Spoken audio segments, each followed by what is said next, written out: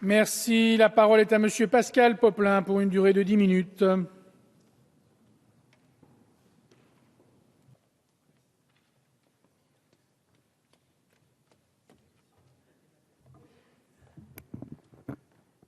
Monsieur le Président, Monsieur le Ministre, Monsieur le rapporteur, mes chers collègues, la modernisation de nos pratiques démocratiques doit être au cœur des préoccupations et des aspirations de toutes les forces républicaines.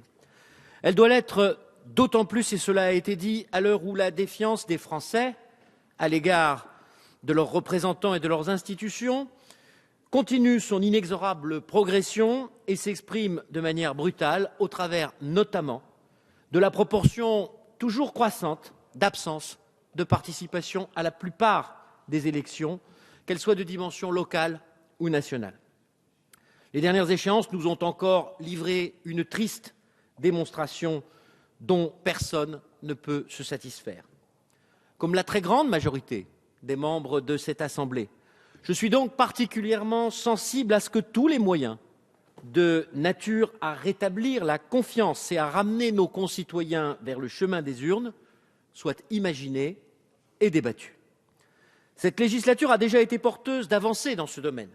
Et pour ne rester que sur des éléments consensuels, j'évoquerai simplement ici la prise en compte du vote blanc dans la présentation des résultats des élections, rendue possible par l'adoption d'une proposition de loi émanant du groupe UDI, soutenue par le gouvernement et la majorité, en dépit de quelques éléments de polémique liés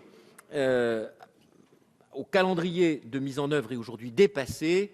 Ce mode de comptabilisation est désormais effectif et définitif depuis le dernier scrutin européen. Aujourd'hui, la proposition de loi ramassée qui nous occupe semble vouloir s'inscrire dans cette perspective de facilitation de l'exercice du suffrage. Je suis en effet convaincu que son auteur et ses soutiens sont animés par la seule ambition de voir sincèrement améliorer et faciliter l'organisation du vote de nos concitoyens qui résident à l'étranger. Ces compatriotes se trouvent, et cela a été dit, dans une situation particulière, celle de ne pas pouvoir toujours disposer d'un bureau de vote à quelques rues de leur domicile ou au centre de leur village. Nous le savons tous, pour certains expatriés, voter à l'urne, comme on dit, peut signifier devoir faire plusieurs centaines de kilomètres le jour du scrutin. Ainsi, lorsque furent créées les 11 circonscriptions servant de cadre à l'élection des députés représentant les Français établis hors de France, la faculté du vote électronique a été ouverte pour ces élections législatives, tout à la fois nouvelles et spécifiques. C'est sans doute aussi pourquoi il nous est proposé aujourd'hui d'élargir la faculté de ce recours au vote électronique aux deux autres scrutins nationaux que sont l'élection présidentielle et les élections européennes. Il y a là matière à débat. Et c'est d'ailleurs la raison pour laquelle, avec la sagesse que nous lui connaissons, le président de la commission des lois a fait en sorte que ce texte puisse être examiné la semaine dernière en commission, selon les étapes classiques du processus législatif, en dépit des incertitudes réelles qui pesaient sur sa recevabilité financière au titre de l'article 40, et même si celles-ci n'ont pas véritablement été levées, nous sommes en situation de poursuivre la discussion aujourd'hui en séance publique. Si l'objectif de cette proposition de loi du groupe UMP est tout à fait respectable, les seules bonnes intentions ne font pas nécessairement les meilleures lois. À première vue, l'élargissement de la faculté d'user du vote électronique pour les Français de l'étranger lors de l'élection présidentielle et de la désignation des membres du Parlement européen peut sembler une disposition de bon sens et simple d'application. Elle soulève néanmoins, en y regardant de plus près, des difficultés juridiques et techniques qui ne peuvent être ignorées. Et de mon point de vue, monsieur le rapporteur, lors de nos travaux en commission de mercredi dernier, vous avez éludé un peu rapidement ces points de blocage. Ceux-ci ne sont pourtant ni mineurs ni anecdotiques. Ils le sont d'ailleurs tellement peu qu'ils n'ont pas manqué d'être soulevés de toutes parts lors du débat, y compris par des membres de votre famille politique. Le premier d'entre eux est constitutionnel, parce que l'élection présidentielle, à la différence des élections législatives, se déroule dans le cadre d'une circonscription nationale unique, le pays tout entier. Comment dès lors admettre que nos concitoyens, appelés en même temps à choisir les mêmes candidats, ne disposent pas tous des mêmes possibilités d'exprimer leur choix? Si une petite partie des Français a le droit de voter d'un clic sur son ordinateur pour choisir le président de la République, quand l'immense majorité d'autres est tenue de se déplacer personnellement dans un bureau de vote ou d'y faire s'y rendre son mandataire, il y a là matière à rompre le principe d'égalité devant le vote. Et point n'est besoin d'attendre le verdict du Conseil constitutionnel sur ce sujet. Notre rôle de législateur, mes chers collègues, n'est pas de nous en remettre systématiquement aux décisions du juge constitutionnel lorsqu'une question de cet ordre se pose. Si nous avons la conviction qu'une disposition n'est pas conforme aux principes de notre Constitution, nous ne devons pas la voter. Et dans le cas qui nous occupe, j'ai cette conviction. La seconde difficulté majeure réside dans le doute sur l'inviolabilité de la sécurité des votes émis par voie électronique. Chacun connaît le pouvoir de nuisance des cyberattaques.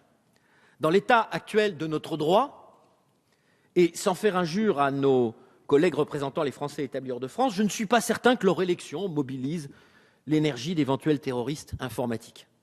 Et au pire, si un tel événement advenait, l'annulation du scrutin ainsi manipulé s'ajouterait à la liste des élections législatives partielles qui ne manquent jamais de suivre l'examen des contentieux électoraux habituels. S'agissant en revanche de l'élection du président de la République française, chef des armées d'un État membre permanent du Conseil de sécurité des Nations Unies, disposant de la capacité d'engager le feu nucléaire, le risque de voir germer l'idée dans certains esprits malveillants de tenter de pirater le vote doit être, de mon point de vue, considéré comme nettement plus avéré. Et gardons à l'esprit, mes chers collègues, que le corps électoral, vous l'avez cité, cher collègue Mariani, dès le début de votre intervention, dépasse le million de citoyens. Alors peut-être que d'ici quelques années, les progrès des techniques informatiques seront tels que cette objection semblera obsolète aux historiens qui pourraient s'intéresser à nos modestes débats d'aujourd'hui. À ce jour, toutefois, il me semble raisonnable de ne pas exposer notre pays à ce risque. Et puisque l'exemple de l'Estonie a été tout à l'heure donné, premier pays à organiser le vote électronique dans un scrutin national, je signale ce qu'en dit une étude de l'Université du Michigan qui a fait l'objet d'une dépêche de l'AFP le 8 octobre dernier, c'est-à-dire avant-hier, et qui signalait que des pirates auraient pu attaquer les serveurs électoraux pour modifier sans difficulté les résultats. D'autres difficultés techniques plaident en faveur de la prudence. Pour les élections de nos représentants au Parlement européen, par exemple, les Français établis dans un pays membre de l'Union européenne ont la faculté, comme tous les autres citoyens européens, de s'inscrire sur les listes électorales de leur pays de résidence. Et il a été clairement indiqué lors des auditions que les possibilités actuelles de procéder à ces recrutements pour se prémunir d'éventuels doubles votes étaient loin d'être absolues. Voilà pourquoi je défendrai tout à l'heure, au nom du groupe SRC, un amendement de suppression de l'article 1 de cette proposition de loi organique. J'ajoute que la question de l'élargissement du vote électronique ne me semble pas pouvoir être traitée ainsi à la dérobée par un texte qui cantonnerait son extension et son accès aux seuls Français de l'étranger. D'autres seraient fondés à solliciter la même faculté, arguant de motifs tout aussi légitimes, et nous en avons eu l'exemple avec l'intervention de notre collègue Daniel Gips, s'agissant des départements et territoires ultramarins lors de la réunion de la Commission. Je le redis, la question du vote électronique n'a pas vocation à être balayée d'un revers de main, et nous sommes d'accord sur ce sujet. Elle pose toutefois encore de nombreuses questions. Au-delà de la question de l'absolue fiabilité, au-delà de la disparition en cas de généralisation d'un rituel républicain qui n'est pas dénué de sens en ces temps où il convient pas forcément de supprimer tous les repères, la question du secret du vote, de la garantie de l'absence de pression sur l'électeur ne peut être négligée. Sergio Coronado, qui votera pourtant pour, a cité tout à l'heure plusieurs autres difficultés, telles la fracture numérique. Et Frédéric Lefebvre, qui plaide aussi pour cette proposition de loi, nous a livré à cette tribune un florilège du caractère non abouti des modalités techniques qui étaient dignes, s'il n'y avait pas là anachronisme, de Courteline. Enfin, mais c'est la réalité, mes chers collègues, qui existe aujourd'hui. Enfin, et cela a été également dit, les bénéfices attendus de la mise en œuvre de l'extension du vote électronique en termes de participation citoyenne aux élections demeure pour le moins incertain et aléatoire. Et pour ne m'en tenir qu'à la situation des Français de l'étranger, je rappelle que lors de la dernière élection présidentielle, le taux de participation de cet électorat avoisinait 40% avec des modalités de vote classiques et qu'il ne fut d'environ seulement 20% pour les élections législatives qui suivirent, pour lesquelles le vote électronique était possible. L'appréciation que nos concitoyens se font, à tort ou à raison, de l'enjeu d'un scrutin semble donc davantage déterminer leur participation.